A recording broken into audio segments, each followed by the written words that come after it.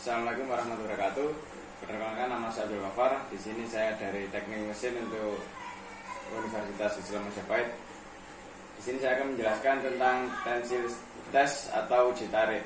Tensil test adalah suatu metode yang digunakan untuk menguji kekuatan suatu bahan atau material dengan cara memberikan beban gaya yang sesungguh atau aneksial. Ini berdasarkan Askelen 1985.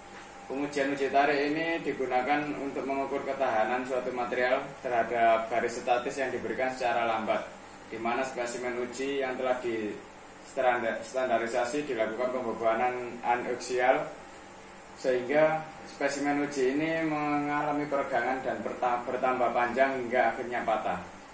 Pengujian tarik relatif sederhana, mudah, dan sangat terstandarisasi dibandingkan pengujian yang lainnya. Adapun hal-hal yang perlu diperhatikan agar pengujian menghasilkan nilai yang valid adalah bentuk dan dimensi spesimen uji tersebut serta pemilihan grif dan lain-lain. Untuk yang pertama, bentuk dan dimensi spesimen uji. Spesimen uji harus memenuhi standar dan spesifikasi dari ASTM E8 dan D638. Bentuk dari spesimen penting karena kita harus menghindari terjadinya patah atau retak pada daerah grip atau yang lainnya. Untuk standarisasi dari bentuk spesimen uji dimaksudkan agar terletak dan patahan terjadi di daerah gauge length. Selanjutnya tentang grip dan phase selection. Phase dan grip adalah faktor penting. Dengan pemilihan setting yang tidak tepat, spesimen uji akan terjadi slip atau bahan tersebut pecah dalam daerah grip atau jauh grip. Ini akan menghasilkan hasil yang tidak valid.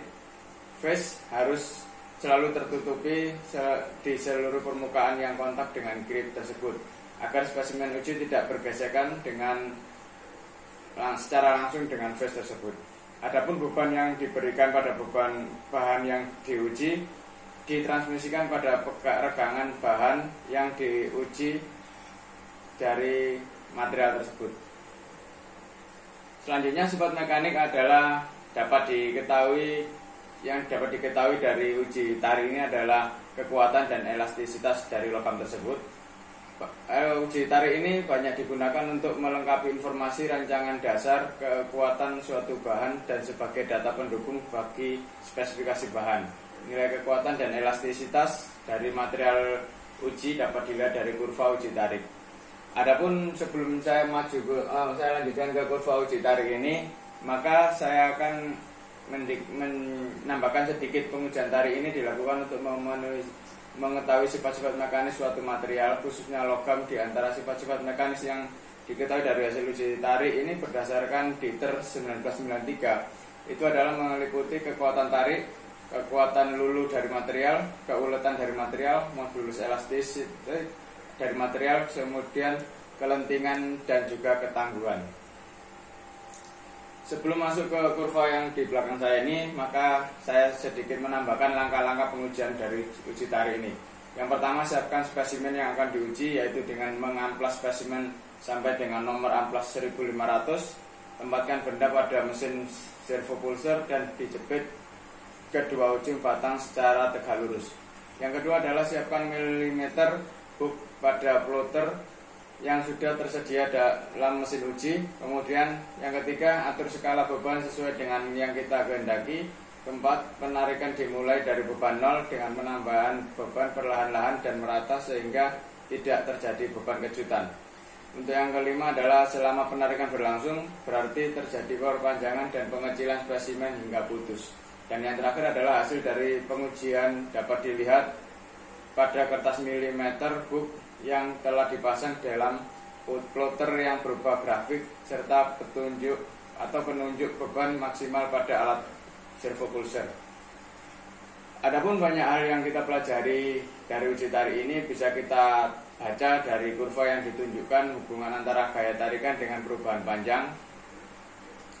Adapun alasan dari uji tarik ini adalah dengan hukum Hooke, di mana hampir semua logam pada tahap awal dari uji tarik hubungan antara beban atau gaya yang diberikan berbanding lurus dengan perubahan panjang bahan tersebut. Ini disebut dengan daerah linear atau linear zone.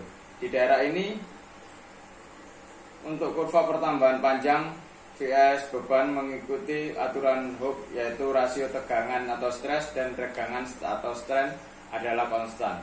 Stres adalah beban dibagi luas penampang bahan, sedangkan strain adalah pertambahan panjang dibagi panjang awal bahan. Sehingga dapat dirumuskan untuk modulus elastis atau E adalah stres tegangan dibagi dengan strain atau regangan. Selanjutnya kita kembali ke kurva yang sudah saya gambar ini. Di sini adalah kita asumsikan bahwa kita menunjukkan uji tarik mulai dari titik 0 hingga titik D sesuai dengan arah yang ada pada gambar. Untuk batas elasticity, untuk elasticity limit pada gambar dinyatakan dengan titik A. Di sini adalah batas elasticity atau proporsional. Kemudian bebannya dihilangkan.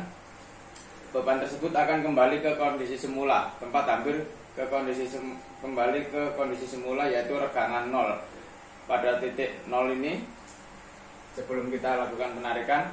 Tetapi bila beban ditarik sampai melewati titik A, hukum Hooke tidak berlaku lagi. Jadi beban ditarik melalui titik A ini, maka hukum Hooke tidak berlaku lagi. Yang selanjutnya adalah batas proporsional. Di titik A juga itu adalah titik di mana penerapan hukum Hooke masih bisa ditolerir. Tidak ada standarisasi tentang nilai ini. Di dalam praktek biasanya batas proporsional sama dengan batas elastis. Yang selanjutnya adalah deformasi plastis atau plastic deformation, perubahan bentuk yang tidak kembali ke keadaan semula seperti pada gambar, yaitu bahan yang ditarik tidak sampai melewati batas proporsional dan mencapai daerah landing. Kemudian ada tegangan lulu. Tegangan lulu di atas atau upper yield stress, tegangan maksimum sebelum bahan memasuki fase daerah landing peralihan deformasi elastis ke plastis. Jadi ada di sini. Untuk tegangan lulu adalah dari elastis ke plastis. Kemudian ada tegangan lulu bawah atau low yield stress. Tegangan lulu bawah ini adalah daerah landing sebelum benar-benar memasuki fase deformasi plastis. Bila hanya disebutkan tegangan lulu atau yield stress, maka yang dimaksud adalah tegangan mekanis pada titik ini. Sehingga yang bisa dikatakan dengan deformasi plastis itu adalah di daerah sekitar C untuk menuju ke D. Selanjutnya adalah regangan lulu atau yield strain. Regangan permanen yang saat bahan akan memasuki fase deformasi plastis. Kemudian ada regangan elastis atau elastic strain, yaitu regangan yang diakibatkan perubahan elastis bahan. Pada saat beban dilepaskan, regangan ini akan kembali ke posisi semula. Selanjutnya ada regangan plastis atau plastic strain.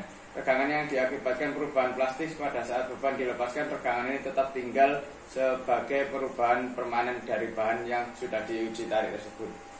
Dan yang selanjutnya adalah regangan total.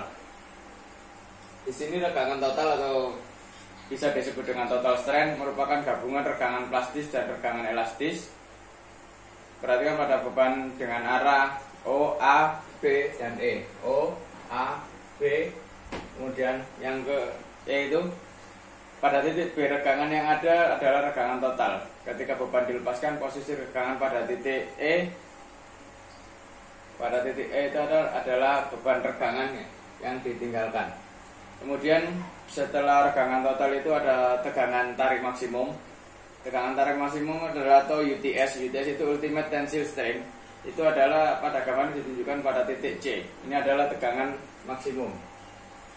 Di sini titik C itu adalah tegangan maksimum. Tegangan tarik maksimum atau UTS. Untuk yang terakhir adalah kekuatan patah atau breaking strain. Pada gambar ini ditunjukkan adalah titik D atau titik mulai terakhir dia bahan uji itu adalah putus atau patah. Merupakan tegangan di mana bahan yang uji putus atau patah. Adapun sifat mekanis ini yang diketahui dari DR93 tadi yang sudah disebutkan adalah kekuatan tarik, kekuatan lulu, pengukuran keuletan, kemudian modulus elastis atau modulus Young, kelentingan, dan juga ketangguhan atau toughness.